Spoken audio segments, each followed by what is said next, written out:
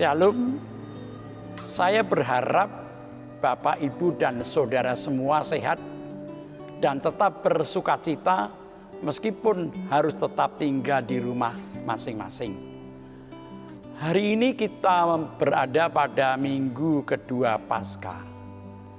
Ini berarti kita masih terus diberi kesempatan untuk mendengar dan mencari makna Paskah bagi kehidupan kita saat ini. Sebelum membaca, mendengarkan, dan merenungkan firman Tuhan, marilah kita berdoa terlebih dahulu untuk memohon pimpinannya. Mari kita berdoa. Tuhan, saat ini kami hendak mendengarkan firman-Mu, karena kami percaya bahwa firman-Mu menjadi kekuatan, menjadi petunjuk dan terang dalam hati kami. Biarlah Tuhan, Engkau sendiri yang hadir untuk menerangi hati kami, sehingga firman-Mu yang kami dengarkan dan kami renungkan benar-benar berguna untuk kehidupan kami.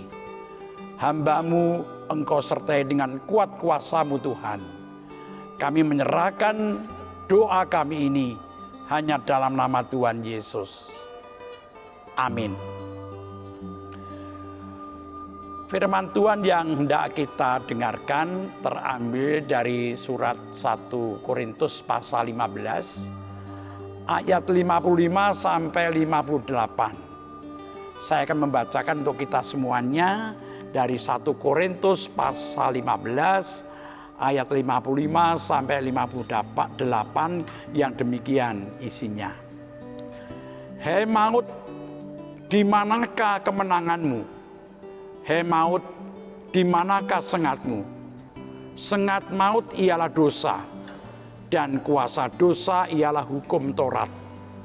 Tetapi syukur kepada Allah yang telah memberikan kepada kita kemenangan oleh Yesus Kristus Tuhan kita. Karena itu, saudara-saudaraku yang kekasih, berdirilah teguh, jangan goyah, dan giatlah selalu dalam pekerjaan Tuhan. Sebab kamu tahu bahwa dalam persekutuan dengan Tuhan, jerih payahmu tidak sia-sia. Bapak, Ibu, dan saudara-saudara sekalian, tema yang hendak kita renungkan bersama adalah kemenangan Tuhan, kemenangan kita. Bagi Rasul Paulus, kebangkitan Tuhan Yesus itu dipercaya telah mengalahkan kuasa maut atau dosa. Dengan lantang Rasul Paulus berseru di dalam ayat yang ke-55 demikian. Hei maut, di manakah kemenanganmu? Hei maut, di manakah sengatmu? Paulus mengatakan bahwa kebangkitan Yesus telah menghilangkan sengat maut atau kuasa dosa.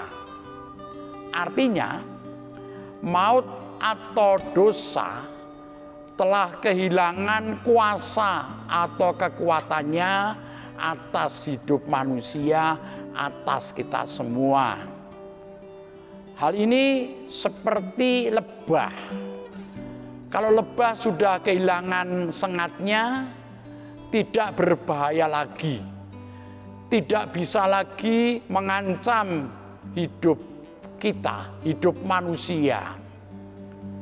Tetapi dalam kenyataannya, kuasa dosa masih terlihat merajalela sampai sekarang ini.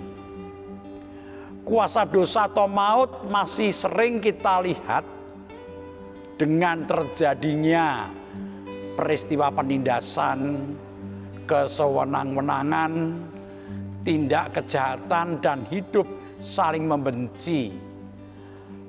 Ketika kita menyaksikan dan menghadapi keadaan yang seperti itu, kita sering menjadi ketakutan. Seakan-akan kuasa maut dan dosa masih menjadi ancaman bagi hidup kita. Padahal kebangkitan Yesus telah memberikan kita hidup dalam kemenangan. Pak Rasul Paulus mengatakan, tetapi syukur kepada Allah yang telah memberikan kepada kita kemenangan oleh Yesus Kristus Tuhan kita. Ayat 57. Kemenangan Yesus atas kuasa maut atau dosa juga menjadi kemenangan orang beriman untuk menghadapi kuasa dosa dan maut. Kita sudah menjadi pemenang atas kuasa dosa dan maut, sehingga jangan sampai kita ditaklukkannya lagi. Tetapi kenyataannya kita masih sering lupa akan status kita sebagai pemenang. Kita masih sering takut dan takluk pada kuasa dosa dan maut. Kita harus terus berusaha untuk melawan kuasa dosa yang sebenarnya sudah dikalahkan oleh Tuhan Yesus dan sudah bisa kita kalahkan juga. Selanjutnya Rasul Paulus memberi nasihat agar kita tidak lagi dapat dikalahkan oleh kuasa dosa dan maut. Rasul Paulus memberikan nasihat dalam ayat 57 dan 58 yang demikian. Syukur kepada Allah yang telah memberikan kemenangan kepada kita. Karena itu, saudara-saudaraku yang kekasih, berdirilah teguh, jangan goyah, dan giatlah selalu dalam pekerjaan Tuhan. Sebab kamu tahu bahwa dalam persekutuan dengan Tuhan, jerih payahmu tidak sia-sia. Nasihat Rasul Paulus ini paling sedikit ada 3 hal yang perlu kita perhatikan. 3 nasihatnya dari Rasul Paulus. Yang pertama, dikatakan selalu bersyukur kepada Allah yang telah memberikan kemenangan kepada kita. Artinya, pemberian kemenangan oleh Tuhan harus kita terima dengan ucapan syukur. Terus menjaga agar kemenangan yang sudah Tuhan berikan tidak kita sia-siakan. Selalu bersyukur karena Tuhan yang sudah memberikan kemenangan dari kuasa maut, kuasa dosa, pasti akan terus mendampingi hidup kita. Yang pertama, bersyukur.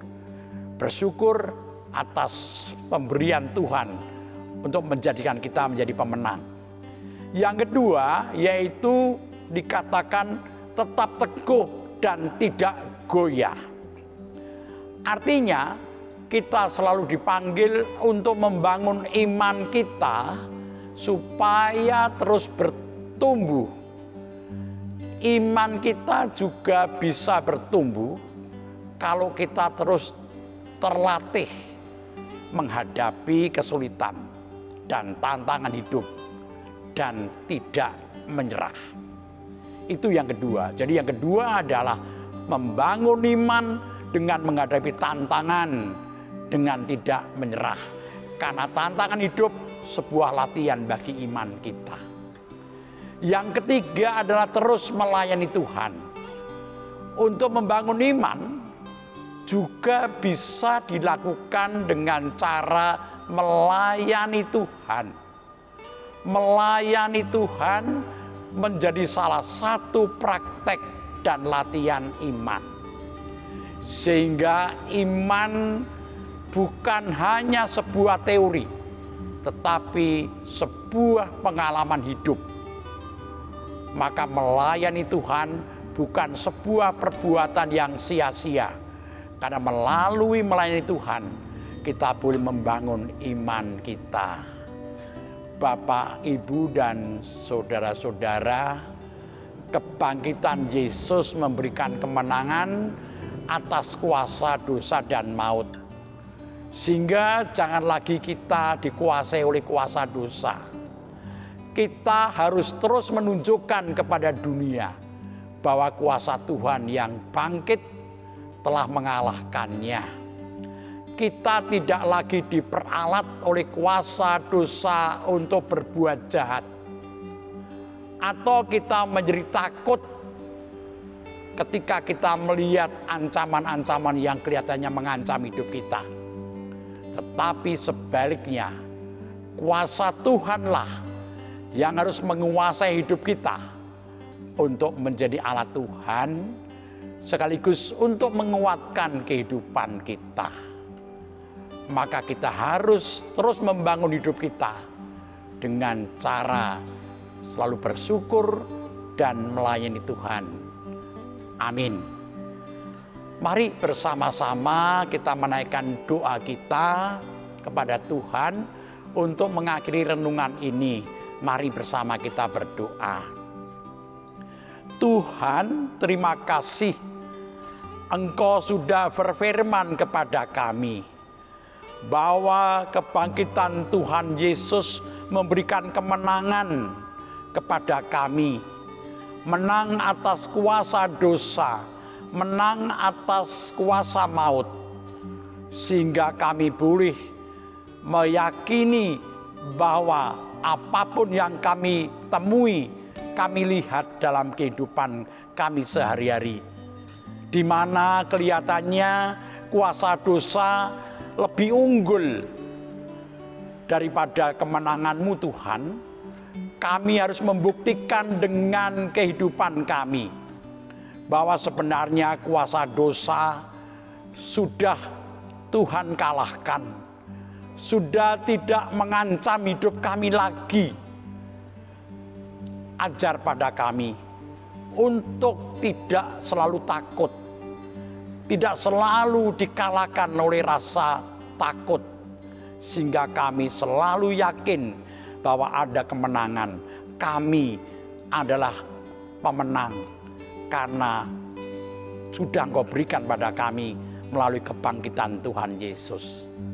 Saat ini kami mau menaikkan doa kami untuk situasi dunia saat ini, terutama di Indonesia ini.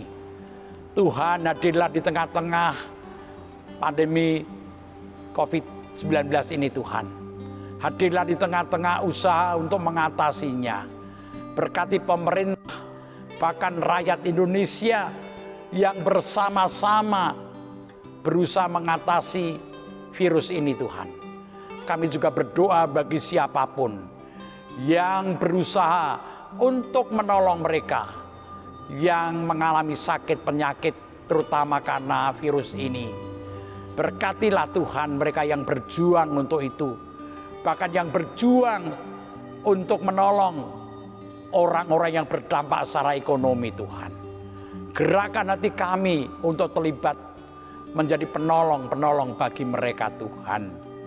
Kami juga berdoa bagi keluarga yang sedang mengalami sakit karena virus ini.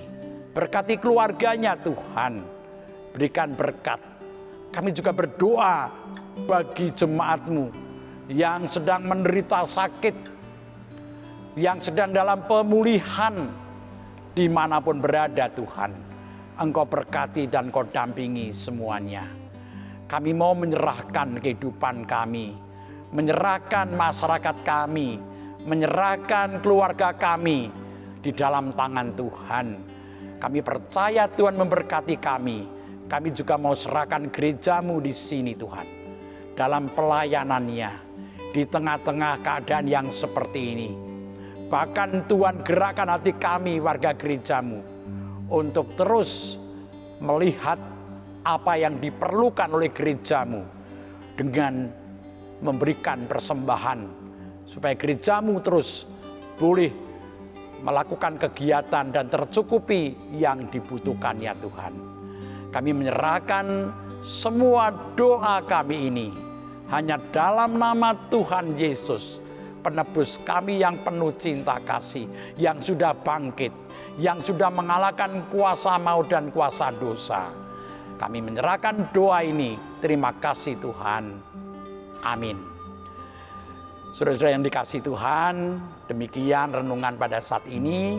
Biarlah terus shalom dari Tuhan boleh dirasakan oleh kita semuanya di tengah-tengah kita berada di rumah kita masing-masing. Selamat bertemu lagi lain kali. Shalom. Terima kasih.